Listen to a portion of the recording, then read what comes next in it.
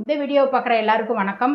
நம்ம இன்றைக்கி என்ன பார்க்க போகிறோன்னா, ஒரு சத்தான ஒரு எள்ளு உருண்டை தான் பார்க்க போகிறோம். நம்ம வந்து சின்ன வயசுலலாம் பாட்டி வீட்டில் அவங்கவுங்க அம்மா வீட்டிலலாம் எள்ளு உருண்டை வந்து நல்லா உருட்டி இடித்து கொடுத்துருப்பாங்க. உரலில் போட்டு நல்லா இடித்து கொடுத்துருப்பாங்க. நான்லாம் சின்ன வயசில் நிறைய சாப்பிட்ருக்கேன் அந்த எள்ளு உருண்டை. இப்போ வந்து அந்த எள்ளு உருண்டையை வந்து செய்கிறது எப்படின்னே யாருக்கும் தெரியாமல் இருக்குது. அவங்கவுங்க பாட்டி அவங்க அம்மா இடித்து கொடுக்கும்போது சாப்பிட்ருக்காங்க. இப்போதைக்கு அதை செய்கிறதுக்கு தெரியலை. நிறைய பேர் தெரியாமல் சாப்பிட்றது செய்ய தெரியாமல் இருக்காங்க. எங்கள் அக்கா பொண்ணு கூட இப்போ இடையில ஒரு தடவை கேட்டா, சித்தி எள்ளு உருண்டை நம்ம ஆச்சி வீட்டில் இடித்த மாதிரி நல்ல அப்படியே எண்ணெய் கசிஞ்சு அப்படியே கருப்பாக இருக்குமே, அந்த மாதிரி வரவே மாட்டேங்கு, நான் மிக்சியில் போட்டு அரைச்சேன் அப்படின்னு சொல்லிகிட்டு இருந்தா. அது மாதிரி செய்ய தெரியாமல் இருக்கிறவங்களுக்கு நான் வந்து இந்த மாதிரி நான் எப்படி செய்யணுங்கிறத நான் சொல்லி காட்டுறேன். அதே மாதிரி செஞ்சீங்கன்னாக்கி நம்ம பாட்டி வீட்டில் சாப்பிட்ட ஞாபகம்லாம் நமக்கு நிறைய வரும். நீங்கள் இதே மாதிரி எள்ளு உருண்டை எத்தனை பேர் சாப்பிட்டு பாட்டி வீட்டில் அம்மா வீட்டில் சாப்பிட்ட அனுபவம்லாம் யாருக்கு எத்தனை பேர்த்துக்கு இருக்குங்கிறத கமெண்டில் சொல்லுங்கள். வாங்க எள்ளு உருண்டை இடிக்கிறத வந்து பார்ப்போம். இப்போ வந்து எள்ளு வந்து ஒரு 1/4 கிலோ அளவுக்கு நான் கடையில் வாங்கிட்டு வந்து வச்சுருக்கேன். கருப்பு எள்ளாக இருந்தால் டேஸ்ட் இருக்கும். அதனால் இது 1/4 கிலோ கருப்பு எள்ளு. அந்த எள்ளுக்கு தகுந்த வெல்லம் வந்து 350 கிராம் வெல்லம் எடுத்திருக்கேன். இது அளவுன்னு சொன்னோம்னா இது 250 கிராம் எள்ளு, 350 கிராம் வெல்லம். இந்த எள்ளை வந்து கொஞ்சம் கொஞ்சமாக போட்டு நல்லா சட்டியில் போட்டு வறுக்கணும். இப்போ வந்து சட்டி நல்லா சூடாயிட்டு கொஞ்சம் ஸ்லோவாகவே வச்சுக்கோங்க. ஆனால் நிறைய போட்டு வறுக்க முடியாது, கொஞ்சம் கொஞ்சமாக தான் போட்டு 2-3 ட்ரிப்பாக தான் வறுக்கணும். நல்லா எள்ளு வந்து அப்படியே நல்லா வெடித்து வரும். வெடித்து வரும்போது பொரியும், அப்படியே டப்பு டப்புன்னு இதாகும். அந்த ஸ்டேஜுக்கு வரும்போது எடுத்து தட்டில் கொட்டி ஆற வச்சிடணும்.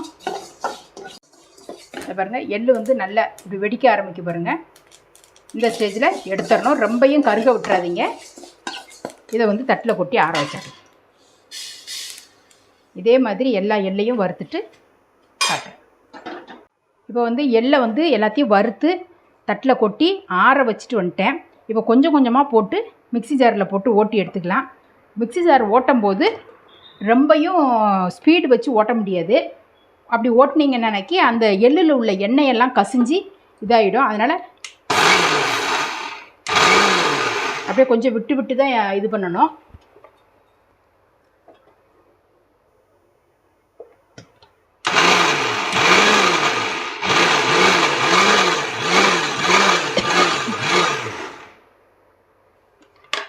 இப்போ கொஞ்சம் பவுடர் ஆகிருக்கு, இன்னும் கொஞ்சம் நேரம் இதாகணும். நல்லா கிளறி விட்டுட்டு நல்ல மாவு மாதிரி ஆக்கிடணும். இந்த பாருங்கள், இந்த மாதிரி நல்லா விட்டு விட்டு அரைச்சிங்கன்னா எண்ணெய் வந்து அப்படியே ஒன்று சேராமல் இருக்கும். இதே மாதிரி எல்லாத்தையும் அரைச்சி கொட்டிக்கலாம். இப்போ வந்து எல்லா எள்ளையுமே கொஞ்சம் கொஞ்சமாக போட்டு நல்லா இந்த மாதிரி பவுடர் பண்ணி எடுத்தாச்சு. இப்போ லாஸ்ட்டாக அரைச்ச எள்ளை வந்து அப்படியே மிக்ஸி ஜார்லேயே வச்சுருக்கேன். இதுலேயே அப்படியே கொஞ்சம் கொஞ்சமாக வெல்லம் போட்டு அரைச்சி அதை பாத்திரத்தில் கொட்டிக்கலாம். இதை எல்லாத்தையுமே கொஞ்சம் கொஞ்சமாக இதையும் போட்டு அரைச்சிட்டு திருப்பி அதையும் கொஞ்சம் போட்டு வெல்லம் போட்டு அரைக்கணும். இப்போ வந்து வெல்லம் கொஞ்சம் போடுறேன்.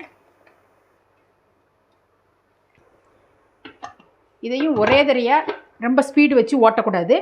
அதையும் கொஞ்சம் மெதுவாக அப்படி விட்டு விட்டு தான்.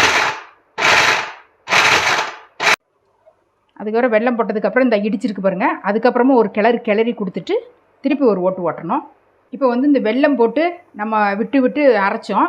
நல்லா கிளறி ஒரு 2-3 தடவை அரைச்சதில் இந்த மாதிரி சேர்ந்து வந்துடும்.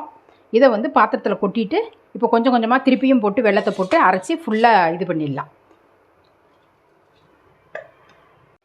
இப்போமே நல்ல வெல்லத்தோடு சேர்ந்து உருண்டை பிடிக்கிற அளவுக்கு வந்துருச்சு பாருங்கள்.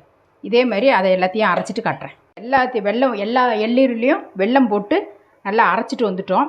இதை வந்து நல்ல எல்லா பக்கம் கரெக்டாக வெல்லம் படுற மாதிரி நல்லா அப்படி பிசைஞ்சு விட்டுறலாம் ஃபஸ்ட்டு. இப்போ வந்து நான் எல்லாத்தையும் நல்லா கலந்து பிசைஞ்சு எடுத்துகிட்டு இப்போ உருண்டையும் உருட்ட ஆரம்பிச்சிட்டேன் பாருங்கள். நல்லா உருட்டணும்.